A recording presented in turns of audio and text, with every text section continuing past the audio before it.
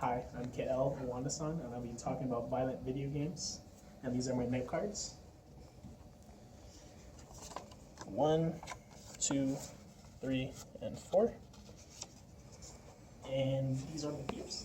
1, 2, 3, 4, 5, 6, 7, 8. 9, 10.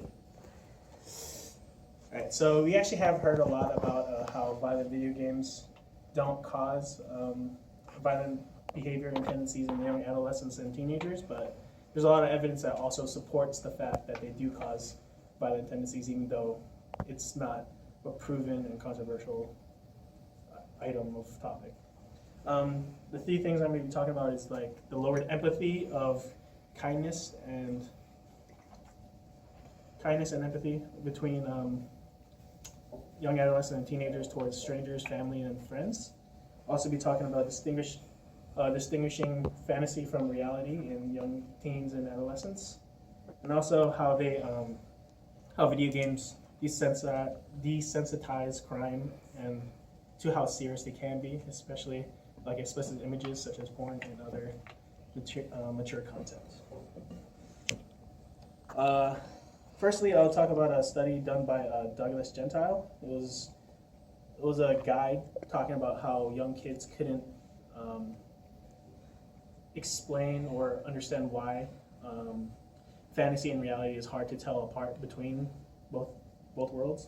It's because at this young, tender age, they are more susceptible to being able to be influenced, since they don't have a thing called ethical decision framework, where they have a hard time telling right from wrong, whether you should do stuff and not do the right thing. And since games have been advancing so rapidly over the years, especially with all their technology, it's very hard to differentiate fantasy world from the real world. And since they're at this susceptible age, they are more likely to pick up bad traits, such as punching, fighting, bullying, stuff like that. And talking about how kids also get desensitized, the target audience for these violent video games are usually from 13 to 29 years old. And there's another article that was written by Christina Lyon from the CQ Researcher back in 2014.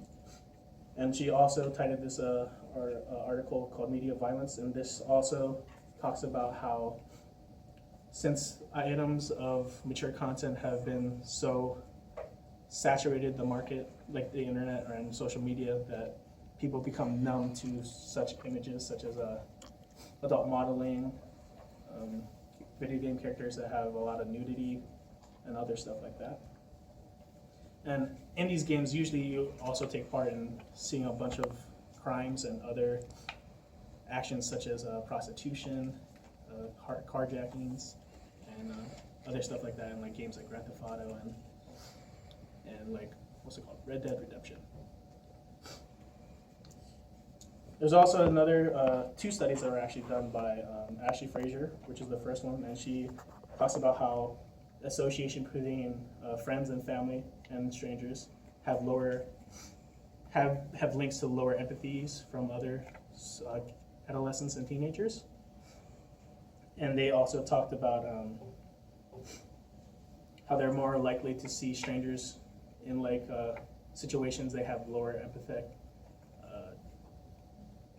empathetic concern and sympathy. There we go. That's what it was called. And it also showed that especially towards strangers, they have a significant amount of less sympathy towards those people. That was all I'm talking about. And again, to recap, I was talking about lower empathy and kindness between adolescents and teenagers, how they have a hard time distinguishing fantasy and reality from the real world, and how they desensitize kids and adolescents to mature content and other specific crimes. 2, 3, 4, 5, 6, 7, 8. 9, 10.